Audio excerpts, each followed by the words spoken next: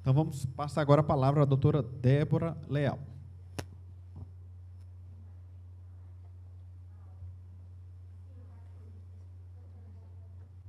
Então, boa tarde, gente. Meu nome é Débora, eu sou médica psiquiatra, eu sou médica formada pela Universidade Federal do Piauí, fiz minha residência médica no Hospital Santa Marcelina, em São Paulo. Tive a oportunidade de fazer uma residência num hospital geral, então minha experiência sempre foi em hospital geral. Então, quando eu voltei para cá, realmente foi muito desafiador eu me inseri novamente aqui, porque eu nunca tive essa vivência de clínica psiquiátrica separada. E logo que cheguei, já comecei a trabalhar no hospital universitário, que tem também psiquiatria, não de uma forma completa, como a gente tinha lá onde eu fiz a residência, mas que para mim já foi um certo alívio e um certo alento de contar com a esperança de que um dia a gente consiga ter um serviço completo no mesmo lugar, onde o paciente ele tem uma assistência integral, desde uma assistência ambulatorial para os quadros de remissão, em caso de exacerbação, de reagudização, a gente vai ter um pronto-socorro para ele, para ter um atendimento e, em último caso, numa necessidade de internação, ele contar com uma enfermaria psiquiátrica especializada, que era o que a gente tinha lá onde eu estudei, onde eu me formei como psiquiatra. E é isso. Então, hoje eu vou aqui falar com vocês sobre essa ótica que eu tive, que eu tenho, né, de vivência, dentro do hospital geral, e em que momento a psiquiatria se aplica dentro do hospital geral. E aqui hoje, na minha apresentação, a gente vai focar bastante nessa fase da interconsulta, que é quando eu tenho um paciente internado e ele tem uma comorbidade psiquiátrica. Então, como manejar com esse paciente, que é justamente o contraponto do que foi apresentado pelo Dr. Ed Wirton, numa excelente palestra que ele deu. Então, vamos lá. A psiquiatria, gente, ela sempre foi relegada a um segundo plano. Então, nós sempre ficamos escondidos nos fundos dos outros hospitais, ou até mesmo em hospitais do interior, mais distante, para que não houvesse essa contaminação cruzada, né? Não houvesse o contato, ninguém visse o paciente psiquiátrico. Porque, às vezes, ele pode se tornar agressivo, porque, às vezes, o autocuidado dele diminui. Então, o que a gente não está vendo ali, a gente não sente. Então, a gente sempre ficou mais de escanteio. Porém, como bem o Dr. Ed Wirton frisou, como também eu vou frisar ao longo da minha apresentação, a psiquiatria é indissociável da vida humana. Todos nós temos mente, então todos nós somos passíveis a alterações mentais em algum momento da vida. Então, a psiquiatria ela sempre esteve presente em todo o contexto da medicina, por mais que se tentasse se dissociá-la. Então, por isso que eu coloquei essa nova realidade trazida entre aspas, porque a psiquiatria ela sempre esteve presente, só que de uns tempos para cá surgiu-se um pouco mais esse debate, especialmente depois do movimento antimanicomial, da reforma psiquiátrica, que visou abolir a instituição manicômio. Certo? Então, houve um aumento nesse debate, e por isso que eu coloquei aí essa nova realidade, que é justamente essa, de tentar trazer o paciente psiquiátrico para a comunidade de volta, tirá-lo daquela segregação manicomial, daquela internação que durava meses, anos, e tentar fazer internações mais breves, tentar fazer um tratamento ambulatorial com o modelo do CAPS, com o modelo da RAPS. Então, por conta disso, por conta dessa questão antimanicomial, foi se reduzindo gradativamente os leitos disponíveis em hospitais especializados, ou seja, em hospitais puramente psiquiátricos. A gente observa que eles vêm tendo uma queda ao longo do tempo, de modo que, atualmente, vão existir pouco mais de 13 mil leitos em hospitais puramente psiquiátricos distribuídos para o Brasil inteiro. E aí também, nesse ínterim, foi feita essa questão da RAPS, né, que é a Rede de Apoio Psicossocial, em que o paciente deveria ter um acesso de uma forma diferenciada à assistência mental, de saúde mental, seja através das UBS, seja através do CAPS, e deveria ser também no hospital geral. No entanto, Inara, volta. Acho que passou. Pronto. Imagina. No entanto, a gente percebe que, como foi muito bem colocado pelo Dr. Ed Wirton, que esse número é totalmente insuficiente, aquém do que a gente necessita, na verdade. Esses números eu peguei do próprio site do Ministério da Saúde e atualizado para 2021, 1.884 leitos de psiquiatria em hospital geral no Brasil. Ou seja, menos de 2.000 leitos para o Brasil inteiro. Então, o número fala por si, não tem nem muito o que a gente comentar em cima dele, né? Então, esse número reduzido, obviamente, leva a uma assistência precária, porque a gente tem que diferenciar muito bem o que é uma internação de institucionalizar do que é uma internação de resgate. O paciente psiquiátrico, como qualquer outro paciente que tem uma doença crônica, ele vai ter períodos de exacerbações e períodos de remissão. Nos períodos de exacerbação, muitas das vezes, o paciente precisa de um apoio mais integral. A gente sempre tenta ao máximo evitar uma internação, mas existem casos em que, infelizmente, isso não é possível. Então, um paciente que está cursando com heteroagressão, está agredindo outras pessoas, um paciente que está cursando com risco de autoagressão elevado, pensamentos suicidas, tentativas de suicídio, paciente que está com um autocuidado completamente prejudicado, não se alimenta, não toma banho, não levanta da cama. Então, são situações extremas em que o manejo ambulatorial, muitas vezes, não vai ser suficiente. E esses pacientes, justamente os pacientes mais graves, são os mais desassistidos, porque se reduziu os leitos em hospital psiquiátrico, porém não houve o contraponto da abertura de leitos em hospitais gerais, que preconizam a internação mais breve. Então, como está sendo essa assistência desse paciente grave? Aonde eles estão indo? Como fica a família deles vendo os pacientes deteriorando e sem ter como cuidar, onde levar? Ninguém quer recebê-los. Então, imaginem a angústia dessas famílias, a angústia desses pacientes por estarem numa situação de limbo, de não ter onde pedir ajuda.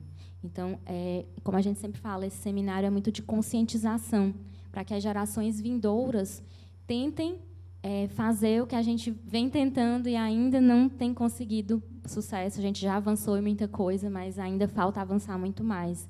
E essa é uma missão que é nossa, mas também é de vocês, é da geração vindoura. Bom, aqui é esse gráfico, né, que eu falei para vocês, da redução do número de leitos ao longo do tempo. Vê que em 2007 tinha 30.400, e hoje, 2021, 13.000. Então, a queda bem abrupta. Próximo.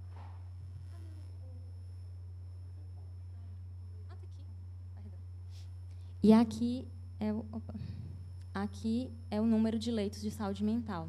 Foi aumentando devagarzinho. Em 2013, aqui a gente tinha só 719. 2021, 1.800. Aqui, nesse momento, eu estava em um hospital que tinha leitos. Lá no hospital onde eu fiz a residência, lá no Santa Marcelina, a gente dispunha de uma enfermaria de 17 leitos de internação e de 8 leitos de pronto-socorro, né, de uma observação de triagem, para ver se o paciente saía ali daquela crise, a gente conseguia dar alta, ou se realmente ia precisar de uma internação propriamente dita. Mas vocês pensam, nossa, 17 leitos, era bastante, né? Porém, a gente atendia um público aproximado de 1 milhão de pessoas, que era pessoas residentes na zona leste de São Paulo, que é uma das zonas mais populosas e uma das zonas mais carentes. Então, mais uma vez, a gente mostra o contraponto, né, do número que a gente conseguia ofertar e do número de pessoas que potencialmente viriam a precisar dessa nossa assistência. Então, aqui a gente vai colocar algumas vantagens da psiquiatria no hospital geral e algumas desvantagens, se é que elas existem, né? Então, as vantagens é justamente estimular aquela redução do estigma, que ainda existe bastante, ainda é uma clínica que é vista de uma forma um pouco torta por algumas pessoas, e não só pacientes, mas também colegas médicos, colegas profissionais de saúde. Muita gente tem receio do paciente psiquiátrico. Então, isso gera um estigma muito grande, tanto por parte de quem atende, como, às vezes, as pessoas deixam de ir para não ganhar aquele estigma, do tipo, eu não vou no psiquiatra porque eu não quero que ninguém saiba.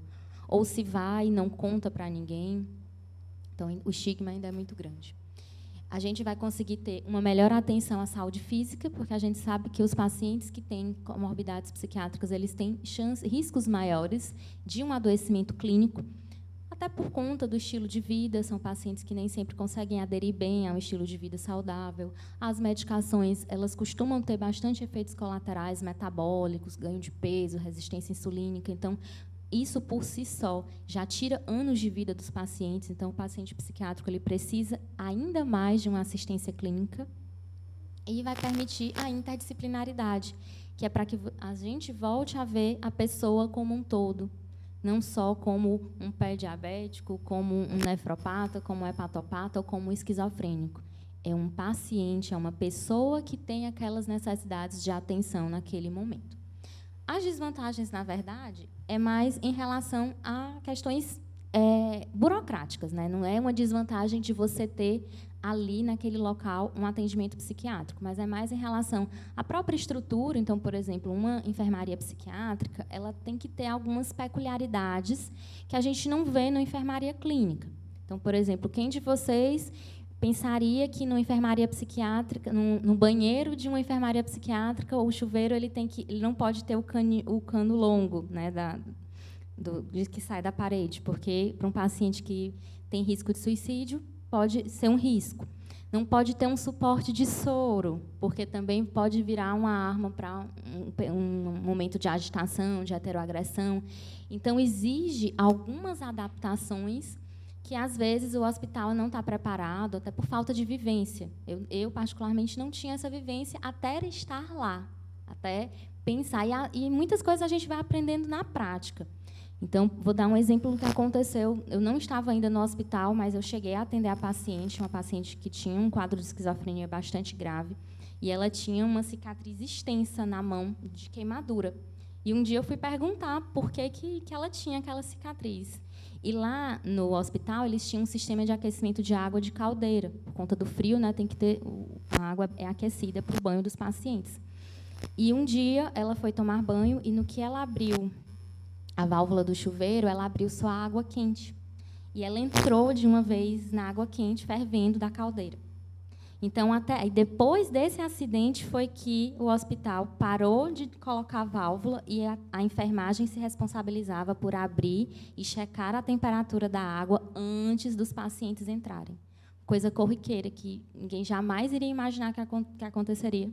Uma enfermaria psiquiátrica, e ainda assim aconteceu. Então, são desafios que, às vezes, a gente precisa vivenciar na prática para a gente ter a noção das adaptações necessárias. Então, isso pode ser um pouco de limitação, especialmente em um serviço que está começando. A limitação de espaço físico também, porque o paciente psiquiátrico ele é um paciente que é um pouco mais agitado, que ele precisa ter um espaço maior, um espaço de tomar um sol, porque a internação costuma ser um pouco mais longa, não é internação de 2, 3 dias, né? Em geral, vai para 15, 20 dias. Então, precisa ter um espaço de sol, um espaço de convivência, que também, na nossa realidade, a gente não vai ter ainda. Então, essas limitações físicas elas podem, no momento inicial, vir a ser uma desvantagem. E também a pressão pela alta, né? Em geral, os hospitais eles querem ter uma rotatividade de leito para que outras pessoas possam ser atendidas.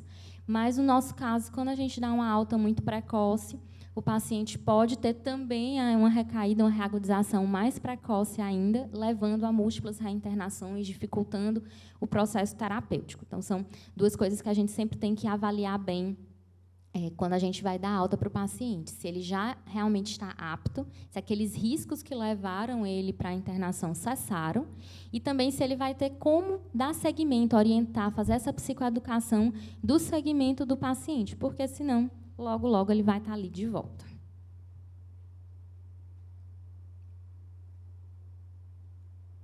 Certo. Então, assim, além da presença de leitos psiquiátricos, observa-se que existem muitas comorbidades, tanto de pacientes clínicos com algumas patologias psiquiátricas e vice-versa. Então, é um intercâmbio interessante haver a psiquiatria no Hospital Geral por conta disso.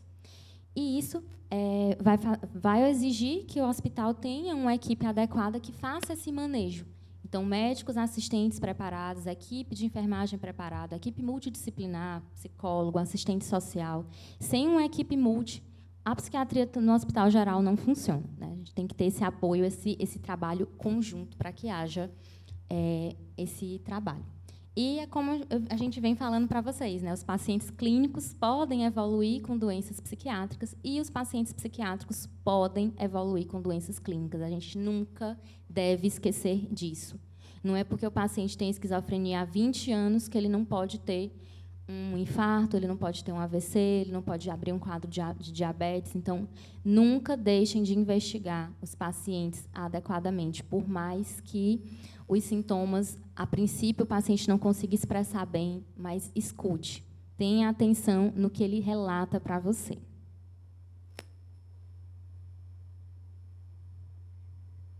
E aí, aqui eu só coloquei algumas doenças clínicas que podem cursar com um risco maior de doenças mentais, né? A gente vê que as doenças cardiovasculares são muito importantes, as doenças neurológicas, doenças endócrinas, toda e qualquer área da clínica médica vai ter um aumento do risco de doenças psiquiátricas. Então, para vocês terem uma ideia, pacientes que têm quadros cardiovasculares têm cerca de 20% de chance a mais de ter um episódio depressivo do que a população geral. Tanto pelo quadro em si, pelo processo inflamatório crônico, tanto pelas limitações que eles vão ter daquele quadro.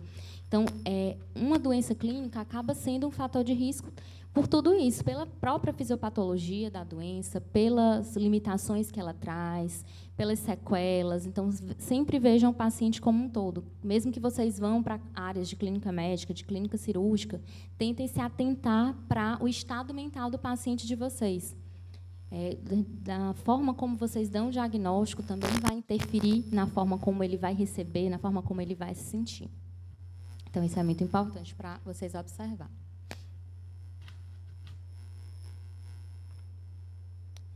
E aí, onde leva essa grande dificuldade, porque como a psiquiatria ela ele vem seguindo com esse estigma, muitas vezes para um médico que não é da área, para um profissional que não é da área, é difícil de reconhecer os sintomas, porque às vezes os próprios pacientes têm dificuldade em nomeá-los, em relatá-los. Então, gera uma dificuldade de comunicação. Nem o paciente consegue expressar de uma forma adequada e nem o médico consegue ouvir ou consegue investigar. Então, isso vai gerar uma dificuldade, tanto nessa comunicação, no reconhecimento, no diagnóstico e, consequentemente, no tratamento do quadro do paciente. É aí onde entra a importância da interconsulta psiquiátrica, que deveria existir em todos os hospitais. Lá no HU, a gente conta, né, com esse serviço, que é o que eu vou trazer aqui de modelo para vocês. Então, quando a equipe ela se sente com problemas com aquele paciente, quando ele começa a apresentar algum sintoma que a equipe não consegue manejar, quando existe dificuldades de relacionamento, às vezes é comum isso acontecer, né? Os pacientes que eles denominam, né, de difícil manejo, de difícil cuidado, de difícil acesso, a gente acaba sendo chamado para avaliar esse paciente. E, muitas das vezes, a dificuldade não é só do paciente, a dificuldade é da equipe também de conseguir entrar em contato, de ter acesso à vida psíquica daquele paciente, porque é um paciente que vai exigir um contato diferente, é um paciente que vai exigir um tempo maior de avaliação, é um paciente que vai exigir um olhar diferenciado e um olhar empático, sem julgamentos, uma escuta que ele consiga se sentir seguro para expressar aquele desconforto, para expressar aquele sintoma mental que ele está apresentando ali naquele momento de internação, que é um momento de vulnerabilidade muito grande. Em geral, no momento de internação, você está numa fase vulnerável, numa agudização de alguma doença, ou recém recebeu um diagnóstico que pode não ser muito favorável, recebeu a indicação de um procedimento invasivo. Então, tudo isso pode gerar dificuldades no manejo daquelas emoções e o paciente, por falta de recursos, acaba descontando em quem está ali, descontando na equipe, descontando no médico, descontando nos outros colegas de enfermaria. E isso gera uma dificuldade de relação completa que pode minar, que pode comprometer o tratamento do paciente. Porque se é um paciente que você julga hostil, você já vai conversar com aquela pressa de terminar, você não vai fazer aquele exame adequado, porque você não se sente bem na presença daquele paciente, que é justamente esses sintomas contratransferenciais que a gente acaba levando com os pacientes. Todo mundo que a gente vai ter contato nos gera uma resposta emocional. Então, quando a gente está diante de uma pessoa mais hostil, de uma pessoa deprimida, que não reage, de uma pessoa que é muito ansiosa, que atrapalha a sua fala, isso vai gerando em você, despertando em você sentimentos que você tem que ter cuidado para não deixar atrapalhar o seu julgamento clínico, o seu trabalho. Isso é muito importante para vocês que estão iniciando nesse caminho, né, de atendimento, porque muitas das vezes a gente se depara com situações, com pacientes que parecem demonstrar que não querem ajuda, ou que parecem demonstrar que não querem atendimento. Mas, muitas das vezes, é porque eles não conseguem lidar com aquela situação mais aguda e acabam transferindo aqueles sentimentos de repulsa, de frustração, para quem está mais próximo. Então, sempre separem o que é seu e o que é do paciente.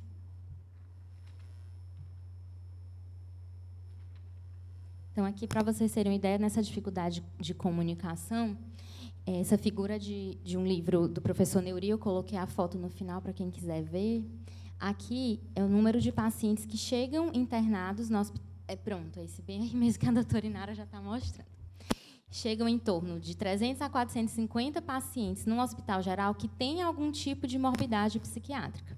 Então, o primeiro filtro que ele vai passar é detectar esse transtorno mental. Aquela pessoa, aquele médico, aquele enfermeiro, aquele psicólogo que fez aquele contato perceber, nossa, eu acho que esse paciente precisa de um olhar diferenciado. Desses 300 a 450, só 100 a 250 passam por esse primeiro filtro aqui, que é o reconhecimento da morbidade. O segundo filtro vem o encaminhamento ao psiquiatra, porque aí é onde entra a questão do estigma. Mas se eu falar para o paciente que ele precisa de um psiquiatra, ele não vai querer, ele vai me achar incompetente, ele vai achar que eu não estou dando conta da demanda dele, então eu não vou falar. Eu vou ficar aqui, vou tentar manejar da melhor forma e não vou falar nada. Só que tem alguns casos que a gente sabe que não dá. Então, acaba, às vezes, passando por esse filtro aqui e, veja só, dos 100 a 250, só 20 recebem um encaminhamento para algum tipo de interconsulta psiquiátrica.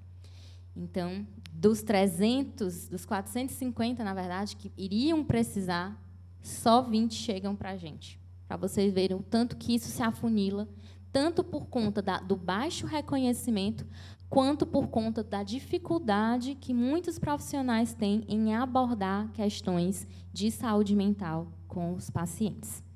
E desses 20 aqui, precisam de um tratamento eficaz, efetivo, e acabam sendo transferidos para uma enfermaria específica de psiquiatria.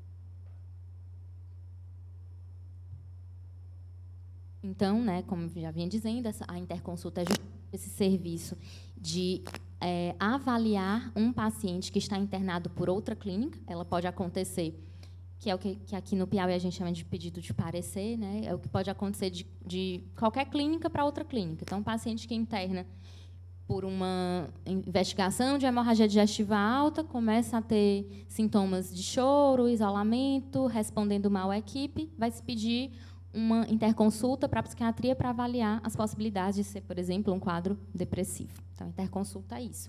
E ela é importante por conta justamente do que a gente vem discutindo, né, dessa elevada morbidade psiquiátrica que vem aumentando cada vez mais, à medida que as condições econômicas, as condições sociais vêm se deteriorando, tem um aumento da morbidade psiquiátrica, tem muitas comorbidades não tratadas, e é importante para, bem aqui, humanizar o atendimento. Muitas vezes a equipe passa por... tem dificuldade de ter uma comunicação adequada e o paciente acaba não sendo bem orientado sobre os tratamentos, não compreende bem.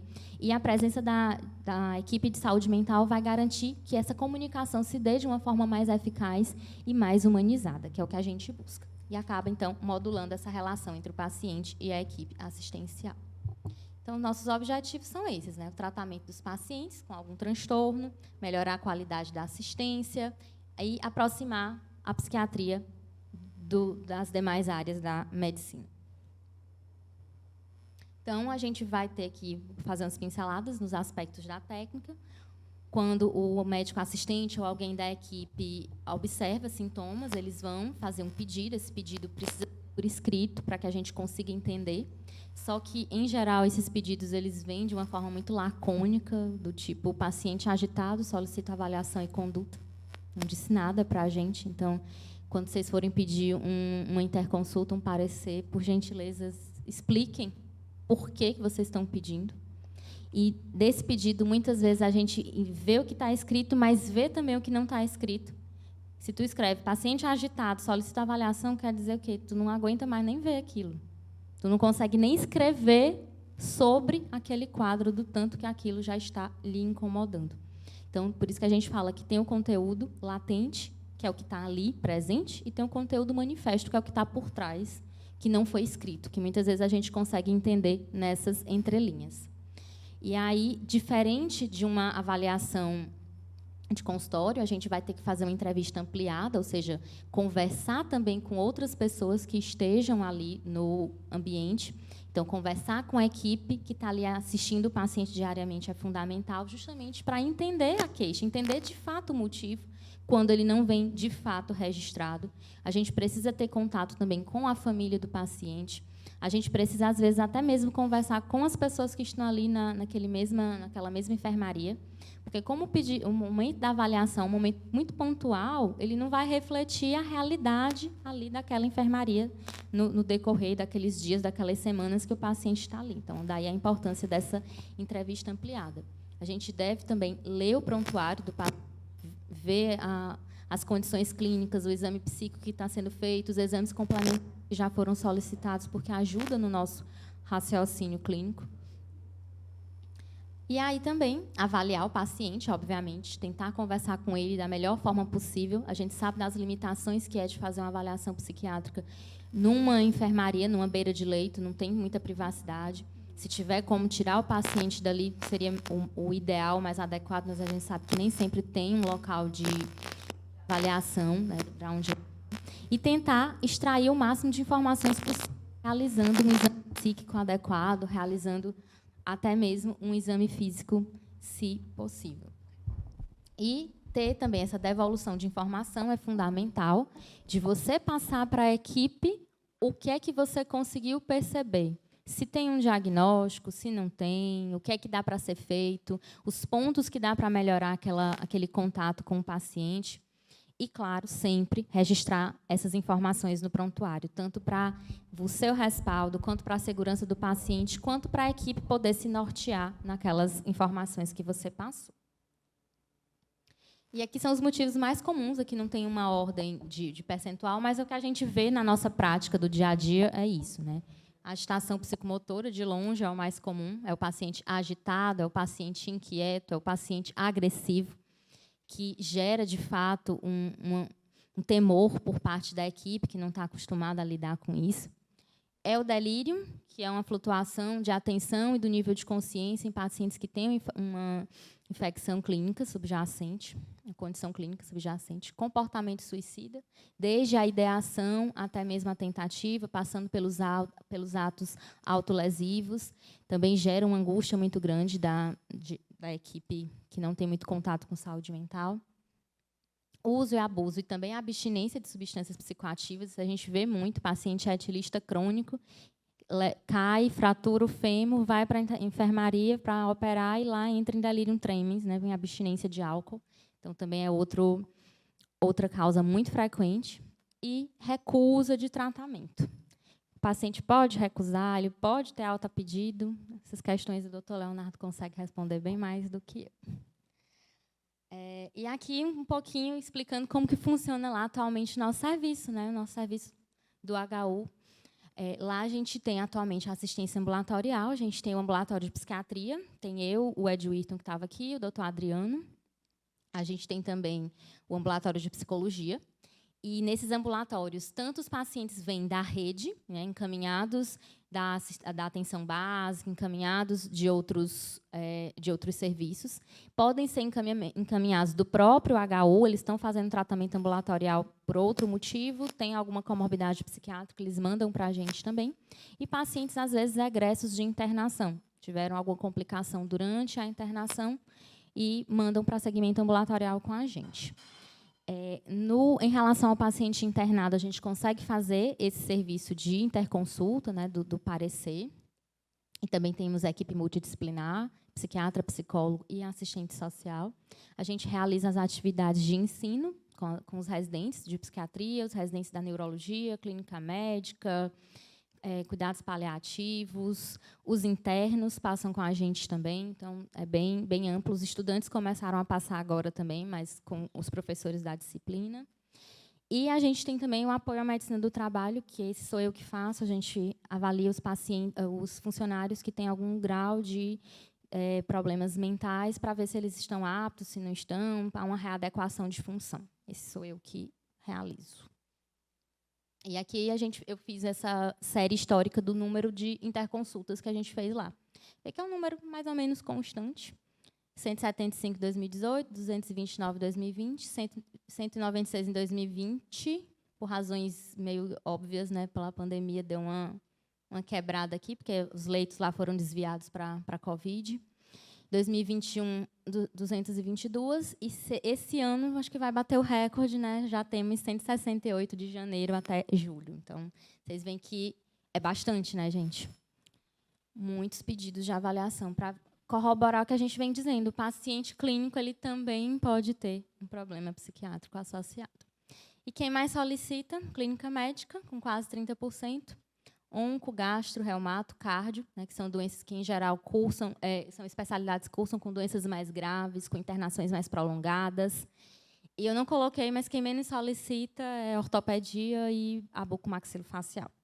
Até pela característica de serem internações mais curtas, né? Interna, faz a cirurgia e vai embora. Então, eles não vão falar sobre sentimentos com os pacientes. E aí, o mais importante dessa aula, que é o que a gente vem falando aqui a tarde toda, que a nossa missão aqui hoje para vocês é essa, não esquecer. Paciente psiquiátrico também adoece, gente, vamos investigar.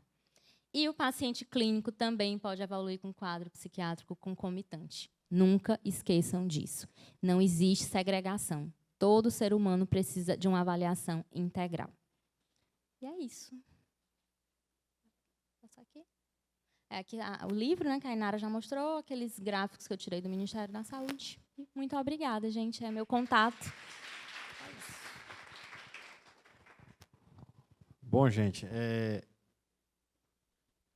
nós queríamos agora agradecer a doutora Débora, né, por ter preparado essa apresentação tão objetiva, tão clara, tão didática.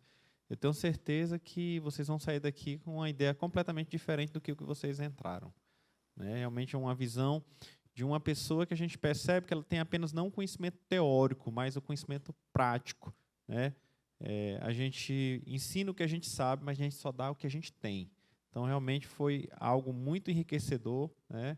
Confesso que até para mim aqui, aprendi muita coisa aqui, foi excelente. E agora nós vamos abrir um tempo para, caso alguém queira fazer alguma pergunta, alguma manifestação.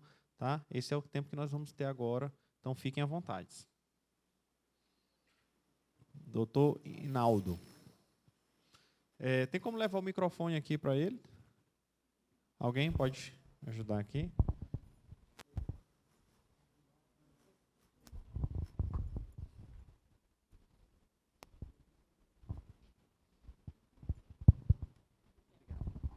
Boa tarde, meu nome é Inaldo, eu sou neurologista, irmã da Torinária, coordenadora do evento. Eu trabalho no hospital público, o HUT, trabalho no hospital privado, na verdade filantrópico, o Hospital São Marcos. E, assim, uma coisa, minha fala, muito mais que uma pergunta, é um comentário geral da minha vivência de lidar com esse perfil da pessoa com problema de saúde mental no hospital, que tem pouca assistência especificamente do psiquiatra.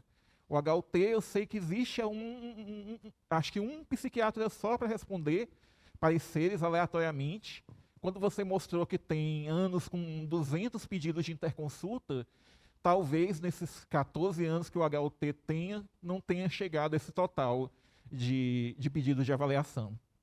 E assim, qual o nosso grande problema? paciente chega sem ter uma medida de assistência, às vezes acha, esse paciente está deprimido, vou dar um antidepressivo. Esse paciente, ou o paciente tem um diagnóstico já, toma cronicamente medicações e dias, semanas, às vezes passa sem retornar as medicações que são necessárias para a condição que tenha. Você falou da internação curta, mas o que acontece muito para a gente, pacientes que vão para a UPA, sem ser um quadro cirúrgico, sem ser um quadro de trauma, eles vão levar dias, semanas às vezes, para chegar no hospital. E às vezes já aconteceu de a UPA fazer coisas iatrogênicas, como ainda lá traqueostomizar paciente com poucos dias de permanência na UPA, menos de uma semana, por um quadro que tinha associação tanto de comorbidade neurológica quanto psiquiátrica, e a pessoa passou semanas em UTI, semanas no hospital, com toda a sequência de reinfecções, uso de antibióticos, o problema da polineuropatia por tudo da sequência da sepse e tudo mais. E a gente ainda tem essa dificuldade até do acesso à medicação. Hoje a gente está nessa condição de faltando em inúmeros insumos, mas desde antes a gente vai contar antidepressivos, só vai ter amitriptilina, antipsicóticos, só vai ter aldol e copromazina, anticonvulsivante, mesma situação, vai ter 3, 4, às vezes vai ter um que nem consegue ser administrado adequadamente para o paciente. E se torna um ciclo de longa permanência. Às vezes, diagnósticos que se tornam difíceis até a gente tem alguns anos atrás, paciente que fez encefalite por anticorpo antirreceptor de NMDA, um quadro que foram meses de hospital, teve que ser transferida para complementação em outro município, acho que no Ceará, em Fortaleza, para concluir tratamento, e ficou num limbo perdido de quando chegou, de ninguém sabia o que medir, ninguém sabia o que fazer, recusas de tratamentos, às vezes que parecem óbvios para a condição. Então, assim, a gente fica numa grande dificuldade, porque a equipe toda, mesmo hoje que alguns setores têm visitas multidisciplinares, visitas multiprofissionais, ele ainda fica a desejar, porque às vezes vai ter, eventualmente tem a psicologia, às vezes tem a farmácia, o farmacêutico para, às vezes, dizer, olha, pode existir interação de A ou B, não é bom manter, pode fazer uma neuroléptica maligna, uma serotoninérgica com essa combinação, mas ainda num estado extremamente limitado, né? E aí a gente fica com toda essa dificuldade. Isso só nesse perfil. Se eu ampliar um pouquinho para pessoa que puramente que tem epilepsia, já vira uma novela parecida. Se a gente for vendo uma falta de N situações que a gente tem grande dificuldade. E assim, aproveitar isso para comentar, às vezes, quem está distante, quem não está nesse ponto, né? São o SUS, o HU, o HUT, mas às vezes nem se sabe. Eu mesmo, praticamente, eu não tenho, fora os colegas que trabalham no HU, eu não tenho pouco contato. Eu realmente conheço praticamente nada da realidade de lá. E às vezes até para ver possibilidades adicionais do que mudar, de trabalhar, de pensar para o futuro, de como agir para esses diversos perfis de pacientes. Basicamente isso. Parabenizar novamente, foi excelente as 3 apresentações e as da manhã também. Obrigado. Imagina, a gente que agradece o comentário. Realmente, você trouxe a realidade. Essa realidade que eu te falei lá do hospital onde eu fiz residência está muito distante, de fato, de chegar aqui. E a gente está aqui tentando fazer esse trabalho de formiguinha, tentando dizer que existe essa ferramenta do pedido da avaliação, que deveria estar presente no hospital, como o HUT 200 é para ser a cada 3 meses, né? 200 pedidos de avaliação para a psiquiatria, deveria ser, né? E tentar trabalhar isso para que, no futuro, a gente chegue lá. E aí, só um detalhe em relação à internação breve, não é que todas as internações de um hospital geral sejam breves, é porque lá no serviço onde eu fiz residência, a gente tinha essa meta de uma internação breve. Nossa meta lá era 23 dias da alta para o paciente. Às vezes a gente conseguia, mas às vezes tem casos mais refratários que a gente não consegue. Bom, gente, então, mais uma vez, aqui agradecer essa oportunidade ímpar, né, única, que a gente não anda tendo no nosso dia a dia, de estar ouvindo uma explanação, né, tão brilhante como essa, que certamente nos acrescenta muito, né, que muitas sementes estão sendo plantadas. Eu tenho certeza que a cabeça está sendo aberta, está sendo transformada, uma nova percepção, e é exatamente isso que a gente precisa ir para que tudo isso que a doutora colocou, né, a médio e longo prazo, possa ser transformada a nossa realidade através de vocês, né? Então, hoje vocês estão recebendo para que mais na frente vocês possam estar entregando. Então, queria agradecer, e agora nós vamos entregar o certificado, né? O próximo palestrante já está iluminando aqui o nosso espaço, doutor Leonardo Luiz. Então, sim, vai ter o coffee break, né? Mas, então, vamos entregar aqui o certificado da doutora. E muito obrigado pela presença de todos. Tem a fotinha aí?